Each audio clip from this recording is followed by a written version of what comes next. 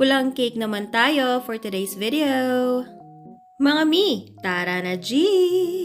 Iba talaga ang nagagawa kapag in love ka, no? Meron kasing nag-inquire sa page ko ng ganitong design ng cakes. As in, ganito siya, same na design ng cake. Tapos, nung sinend ko yung price list sa customer, hindi na siya nag-reply. So, ayun nga, naisip ko na siguro na mahalan siya or baka may nakita siya na ibang baker na nag-o-offer ng mas murang presyo or mas malapit sa kanya. So, hinayaan ko na lang. Tapos, kinagabihan, meron ulit nag-inquire sa akin, pero this time, lalaki naman siya.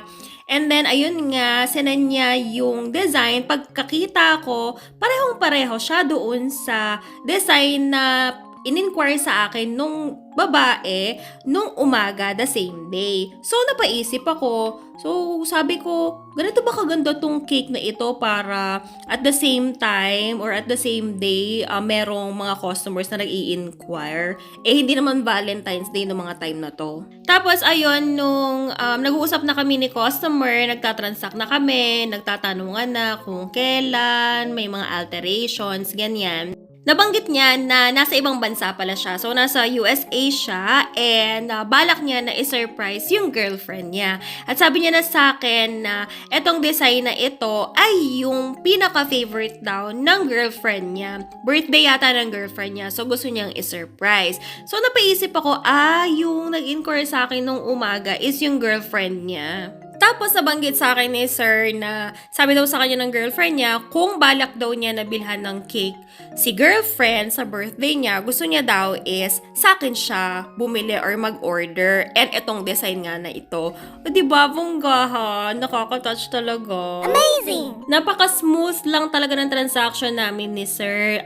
And ramdam na ramdam ko talaga yung effort niya para dun sa girlfriend niya. Tapos, nagpadagdag siya ng 6 pieces na cupcake na red din. O diba, bonggahan. Tapos, ayun nga, nung dineliver na namin yung cake doon sa address ng girl, nakita ko yung happiness niya. Pinicturean ko yung expression ng girl tapos sinend ko kay customer. Kaya tuwang-tuwa siya. Diba? Iba talaga yung nagagawa kapag in love ka. Yung effort, yung gusto mong mapangiti at mapasaya yung mahal mo sa buhay kahit nasa malayong lugar ka para lang maiparamdam mo sa kanila kung gaano mo sila kamahal. O diba? Sa simpleng cake lang, cupcakes, simpleng sorpresa or greetings man lang, 'di ba? At least napaparamdam natin sa mahal natin sa buhay kung gaano sila kaimportante sa atin. Isa ito sa kinatutuwa ko talaga as a home baker. Syempre, 'di ba?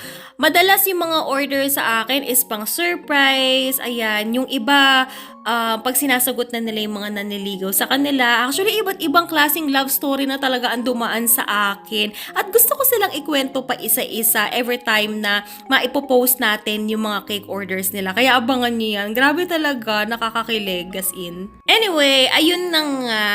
Kung gusto ninyong malaman kung paano natin napared ng ganito ang color ng cake natin, meron tayong separate video tutorial na naipost na natin dati. Pero, ilalagay ko na lang din yung link na yon sa comment section para naman makita ninyo. At ito na ang final result!